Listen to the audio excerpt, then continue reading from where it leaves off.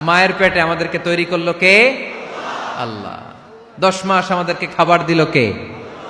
Oxygen দিল কে? দেখেন দুনিয়ার কেউ কিন্তু আমার খোঁজ নিতে পারে নাই, ভিতরে যে পারছে ওই গোপন জায়গায় একজন আমার রিজিক দিত, তিনি কে? আমার নাভির সাথে আমার মায়ের জরায়ুর একটা কানেকশন ছিল, ওই একটা লাইন দিয়ে আমাদের সবাইকে আল্লাহ খাবারের ব্যবস্থা করেছেন, পানির ব্যবস্থা করেছেন, বাতাসের ব্যবস্থা করেছেন। দুনিয়ায় আসার সাথে সাথে দুনিয়ার মানুষরা ওই খাবারের লাইনটা কেটে দেয়, ঠিক কিনা? শরীয়তপুরে বুধে রেখে দেয়, কি করে? কাটাপ। দেখবেন সিজার করার পরে বাচ্চাদেরকে বের করে কেচি দিয়ে যারা সিজার করে ডাক্তাররা কি করে? কেটে দেয়। বাচ্চার পা ধরে মাথাটা নিচু করে নিতম্বের মধ্যে থাপ্পড় মারে কয়েকটা, তারপরে বাচ্চা ওয়া ওয়া করে কেঁদে ওঠে, ঠিক কিনা?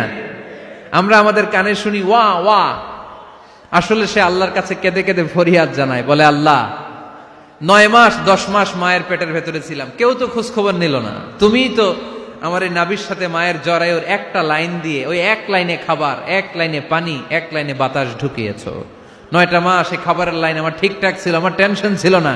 কিন্তু দুনিয়ার বুকে আসার সাথে সাথেই, এদের সাথে আমার কি শত্রুতা আমি জানি না, আসার সাথে সাথে আমার খাবারের লাইনটা কেটে দিস। আল্লাহ একটা মাত্র খাবারের লাইন ছিল, মানুষগুলো কেটে দিল। আমি এখন কি খাবো? আমি এখন যাব কই? আল্লাহ বলে কাঁদিস না, 8 মাস যেমনি খাওয়াইছি এখনো খাওয়াবো। সুবহানাল্লাহ পড়েন। খাবারের একটা লাইন ছিল, কেটে দিয়েছে, ওই একটার বিপরীতে তোর মায়ের বুকের ভেতরে এখন খাবারের 2টা লাইনের ব্যবস্থা করে দিলাম। খালাকাল ইনসান, তিনি মানুষ বানিয়েছেন, মানুষের যা দরকার তার ব্যবস্থাও করে দিয়েছেন। চিল্লায় বলেন ঠিক কিনা?